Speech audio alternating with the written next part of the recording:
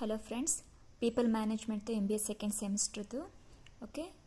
ಇದು KS ಇದು MBA second semester.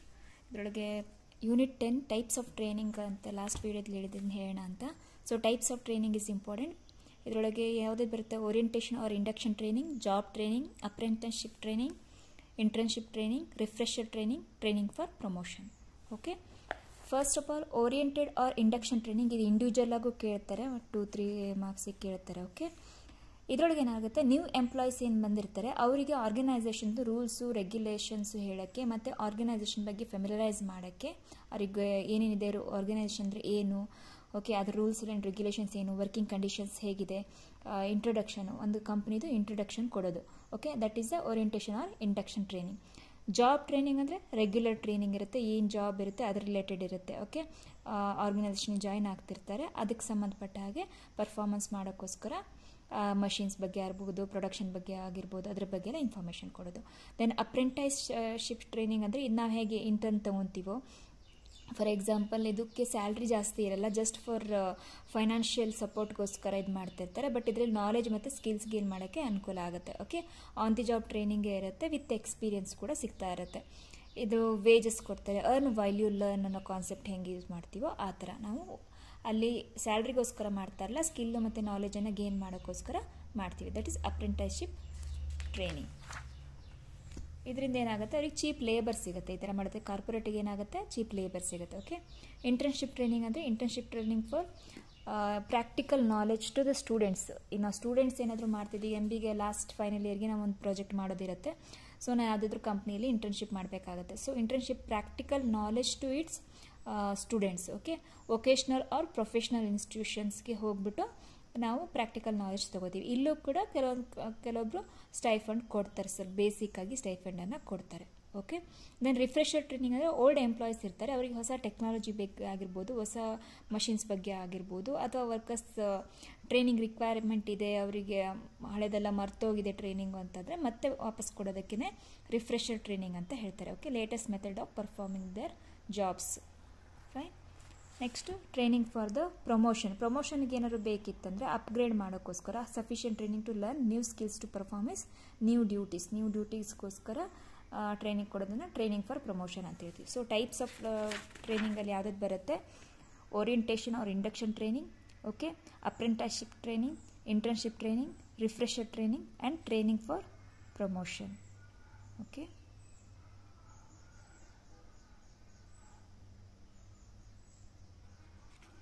Jar ನೆನ್ಪಿಟ್ಕೊಳ್ಳಿ. ಓಕೆ, ಅಪ್ರೆಂಟಿಸ್ಶಿಪ್ಪು ಮತ್ತು refresher, job training, just job training. Then orientation ಅಂತ ಬೇಕಿದ್ರೆ T ಅಂತ ಇಟ್ಕೊಳ್ಳಿ.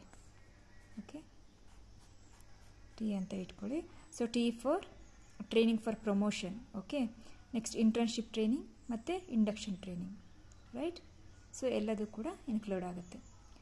Job training, apprenticeship training, refresher training for promotion. Okay, training for promotion, then induction. Okay, next internship training. ಇದು orientation ಅಂತಲೂ ಕೂಡ ಕೇಳ್ತಾರೆ. ಓಕೆ, ಸೊ ಟೆಕ್ನಿಕಲ್ ವರ್ಡ್ ಏನಾಯ್ತು, ಇದಕ್ಕೊಂದು ಕಾಂಬಿನೇಷನ್ ಜಾರ್ PO ಅಂತ ಒಂದು ಸುಮ್ಮನೆ ನ್ಯೂಮರಾಲಜಿಕ ಇದು ಮಾಡಿರುವಂಥದ್ದು. ಜಾರ್ ಅಂತಂದರೆ ಜಾಬ್ ಟ್ರೈನಿಂಗ್, ಅಪ್ರೆಂಟಿಸ್ಶಿಪ್ ಟ್ರೈನಿಂಗ್ ಮತ್ತು refresher training, P for promotion training, okay, I for internship training, and O for orientation training. This are the types of training.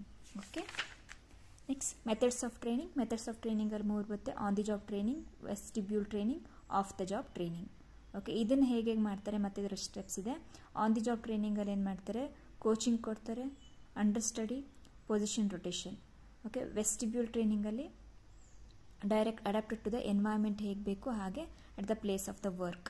Then off the job ಟ್ರೈನಿಂಗಲ್ಲಿ conference, case study, sensitivity training, committee assignments, ಆಮೇಲೆ discussion, special discussions ಎಲ್ಲ ಮಾಡಿ off the job training ಕೊಡ್ತಾರೆ.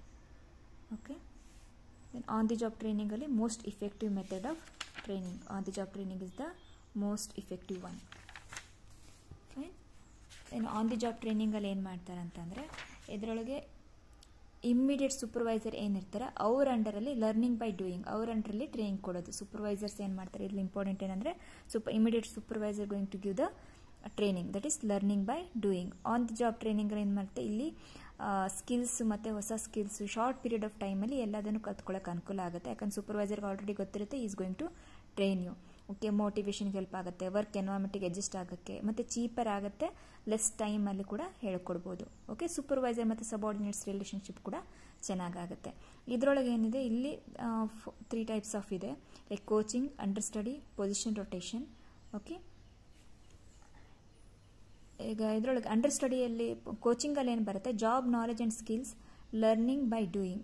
ಕೋಚಿಂಗಲ್ಲಿ ಏನು ಮಾಡ್ತೀವಿ, supervisor ಇರ್ತಾನಲ್ಲಿ knowledge ಮತ್ತು skills ಕೊಡ್ತಾನೆ, ಲರ್ನಿಂಗ್ ಬೈ ಡೂಯಿಂಗ್ ಆಗುತ್ತೆ.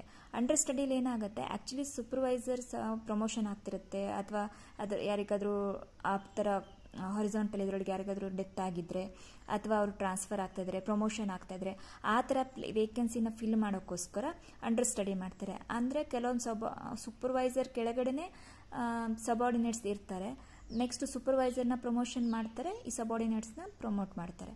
ಓಕೆ, ಸೊ ಅವ್ರ ಕೆಳಗಡೆ under study, learn through the experience and observation ಮಾಡ್ತಾ ಮಾಡ್ತಾ ಹೇಗೆ ಸುಪೀರಿಯರ್ ನಮ್ದು ಹೇಗೆ ಮಾಡ್ತಿರ್ತಾರೆ, ಸೀನಿಯರ್ ಹೇಗೆ ಮಾಡ್ತಿದ್ದಾರೆ ನೋಡ್ಕೊಂಡು ಅದರ ಅಬ್ಸರ್ವೇಷನ್ ಪ್ರಕಾರ ಅದರ ಎಕ್ಸ್ಪೀರಿಯನ್ಸ್ ಬೇಸ್ ಮೇಲೆ ಮಾಡ್ತಿರ್ತೀವಿ. ದೆನ್ ಪೊಸಿಷನ್ ರೊಟೇಷನ್ ಅಂತಂದರೆ ವೇರಿಯಸ್ ಪೊಸಿಷನ್, ಎಲ್ಲ ಬ್ಯಾಕ್ಗ್ರೌಂಡ್ ಒಂದು ಕಂಪ್ನಿದು ಏನೋ ಆರ್ಗನೈಸೇಷನ್ ಏನೇನು ವರ್ಕ್ ಮಾಡ್ತೀವಿ ಎಲ್ಲದ್ರ ಬಗ್ಗೆನೂ ನಿಮಗೆ ನಾಲೆಜ್ ಸಿಗುತ್ತೆ. ಬಟ್ ಒಂದೇನು ಮೇಕ್ ಶೋರ್ ಮಾಡಬೇಕಂದ್ರೆ ಎಲ್ಲದನ್ನು ಕರೆಕ್ಟಾಗಿ ಫುಲ್ ನಾಲೆಜ್ ಪಡೆಯೋ ಹಾಗೆ ಸಫಿಷಿಯೆಂಟ್ ಟೈಮನ್ನು ಕೊಡಬೇಕಾಗತ್ತೆ. ಓಕೆ, ಜಾಬ್ ರೊಟೇಷನಲ್ಲಿ ಏನು ಮಾಡ್ತಾರೆ, ನ್ಯೂ ಸ್ಕಿಲ್ಸ್ ಮತ್ತು ಗೇನ್ ಎಕ್ಸ್ಪೀರಿಯನ್ಸಸ್, ಎಲ್ಲ ಇದರ ಸ್ಪೆಷಲೈಸಲ್ಲೂ ಸ್ಕಿಲ್ಸು ಮತ್ತು ಎಕ್ಸ್ಪೀರಿಯನ್ಸನ್ನು ಪಡೆಯೋಕ್ಕೆ ಹೆಲ್ಪ್ ಮಾಡುತ್ತೆ. ಓಕೆ,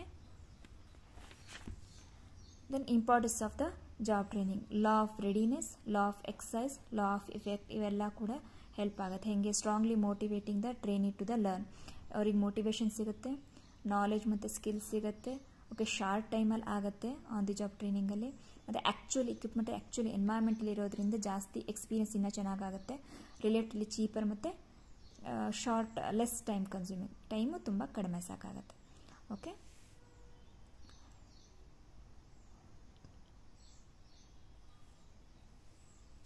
ಅವರಿಗೆ ಸೆಕ್ಯೂರ್ಡ್ ಫೀಲ್ ಆಗುತ್ತೆ, ಸ್ಯಾಟಿಸ್ಫೈಡ್ ಫೀಲ್ ಆಗುತ್ತೆ, ಎರರು ಮತ್ತು ಟ್ರಯಲ್ಲು ಕಡಿಮೆ ಮಾಡ್ತಾರೆ ಆ ಟೈಮಲ್ಲಿ, ಯಾಕಂದರೆ ಅವ್ರು ಆಲ್ರೆಡಿ ಅದ್ರ ಬಗ್ಗೆ ಟ್ರೈನಿಂಗ್ ತೊಗೊಂಡಿರ್ತಾರೆ. Okay, this is all about the on the job training. Then vestibule training ಅಂತಂದರೆ ಕ್ಯಾಬಿನ್ ಟ್ರೈನಿಂಗ್ ಅಂತ ಹೇಳ್ಬೋದು. ಆ್ಯಕ್ಚುಲಿ ಕ್ಯಾಬಿನನ್ನು ಕ್ರಿಯೇಟ್ ಮಾಡಿಬಿಟ್ಟು ಆರ್ಟಿಫಿಷಿಯಲ್ ಟ್ರೈನಿಂಗ್ ಅಟ್ಮಾಸ್ಫಿಯರ್ನ ಕ್ರಿಯೇಟ್ ಮಾಡಿಬಿಟ್ಟು ಅಲ್ಲಿ ಟ್ರೈನಿಂಗ್ ಕೊಡ್ತಾರೆ, ಸೊ ದಟ್ ಎಕ್ಸ್ಟರ್ನಲ್ ಯಾವುದು ಅವ್ರ ಮೇಲೆ ಇನ್ಫ್ಲೂಯೆನ್ಸ್ ಆಗಬಾರ್ದು ಅಂತ.